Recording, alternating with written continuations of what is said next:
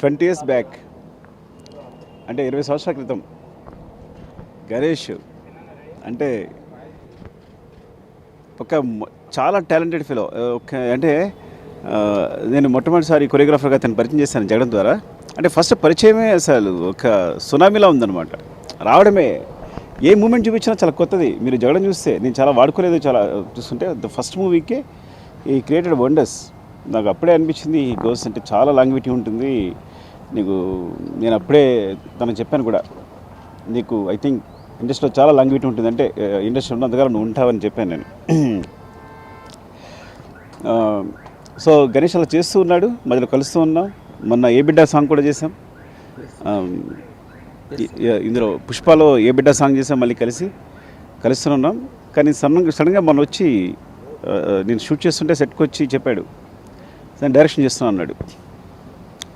సరే పెద్ద షాక్ అవ్వాలా, ఎంత క్రియేటివ్గా ఉంటాడో తను చెప్పే సీన్స్ కానీ మూమెంట్స్ కానీ. ఒకవేళ మనం సాంగ్ డిస్కస్ చేసినప్పుడు అందులో వచ్చే ఇప్పుడు కొరియోగ్రఫీ ఒకటే ఉండదు, అందులో కథ ఉంటుంది. చాలాసార్లు మీరు జగడం ఫస్ట్ సాంగ్ నుంచి కూడా తను చెప్పే సినిమాలో ప్రతిదీ కథ ఉంటుంది.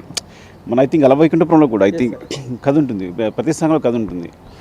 సో నాకు పెద్ద షాక్ అలా, కానీ పాయింట్ చెప్పినట్టు షాక్ అయ్యాను. కథ చాలా చాలా బాగుంది. ఈ టైటిల్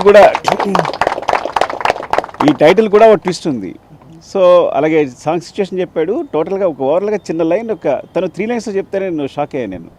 నాకు ఒకసారి మళ్ళీ మొత్తం కథ వింటానని చెప్పాను. అంత ఇంట్రెస్టింగ్గా ఉంది.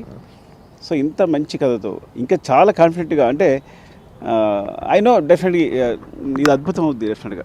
ఎందుకంటే నాకు తెలుసు కాబట్టి, ఇది గణేష్ అనేది నాకు తెలుసు కాబట్టి నేను చెప్తున్నాను. Wish all the best Ganesh and Banu. ఇంకా అందరూ ప్రొడ్యూసర్ గారు, ఐ థింక్ మీరు జాక్పాట్ కూడా డెఫినెట్గా ఇప్పుడే చెప్పేస్తున్నా. ఈ మాట గుర్తుంచుకోండి, ఎందుకంటే నా కథ మీద చాలా నేను కథనే నమ్ముతాను. తను చెప్పిన పాయింట్ చూస్తే చాలా గొప్పగా ఉంది. డెఫినెట్గా it's all the best team అందరికీ కూడా. హీరో అండ్ సినిమాగ్రాఫర్ అందరూ ఎవరైనా మర్చిపోతే.